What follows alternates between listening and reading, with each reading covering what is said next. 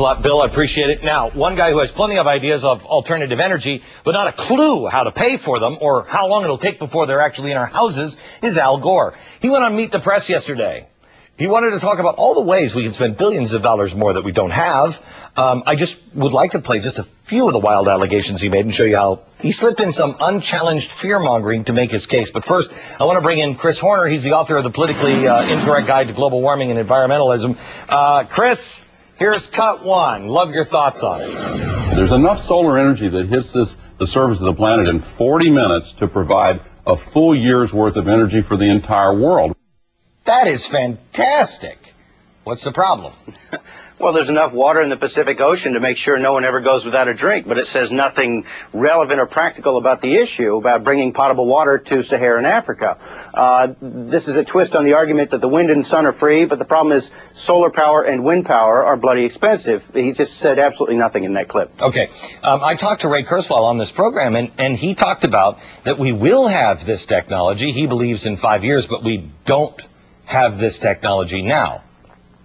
Well, you've got problems that the power can be collected in areas far, far away from the people who need the electricity. You've got massive lines to be strung. You know, the governor of Texas just spoke about their wonderful new windmill project. Unfortunately, it's going to cost $5 billion, $2 million a mile to string transmission wires if the Greens don't block the project through litigation, if the Greens don't block the line. So you've got practical problems other than just saying a lot of sun hits the earth every day. Okay, here comes cut two. This is no joke, Tom. You said in your intro that there's some debate about how real it is. There's really not a debate in the mainstream scientific community. It is the most serious threat that our civilization has ever faced. But look at the fires out in California right now. Look at the epic flooding in the Midwest. That's never happened before global warming. Right. This is the most serious threat facing humanity since the last most serious threat facing humanity, which I think was global cooling. Yes, it was. Someone might look it up. The problem is these floods come after very cold, very wet, snowy winters. And so you have a lot of stored frozen water that will melt. It does that in a period of time called summer. Mr. Gore went to the Dakotas with President Clinton in, I think, 1996 to say the exact same thing about the floods they were experiencing after of course, record snowfall and very cold winter. In other words, there's always something big and bad happening somewhere, and global warming, caused it.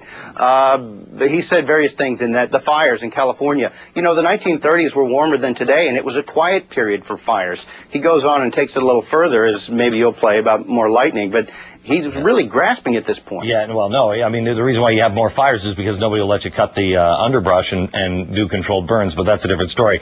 Talking about melting ice, he did mention this in cut three. The entire North Polar ice cap, Tom, been there 3 million years. It's the size of the lower 48 states. And the scientists now say that there's a 75% chance it'll be completely gone during the summer in as little as 5 years. This is happening on our watch. We've got to respond. Classic Gore. How do we respond? Classic Gore. He did this throughout his movie. He said, the scientists say, and what he's doing is referring to an outlier extreme paper based on a computer model, the spin of which the author even ran away from. His name is Mark Cerise. And it claims that there's a chance that the North Pole could be ice-free. Remember, greenhouse warming says both poles would be warming first. Well, the South Pole's cooling and gaining ice mass at a fairly rapid clip. The North Pole, of course, we have more than 10% more ice today than we did a year ago on this date. They're relying upon 2007, really, when there was a Siberian high-pressure anomaly, and they're still trying to scare you off of that. Okay. Chris, I have to just tell you that I think if the ice melts on the North Pole, it'll be easier to get the oil. I'm just saying. Thanks, Chris. That's the real story tonight. And remember,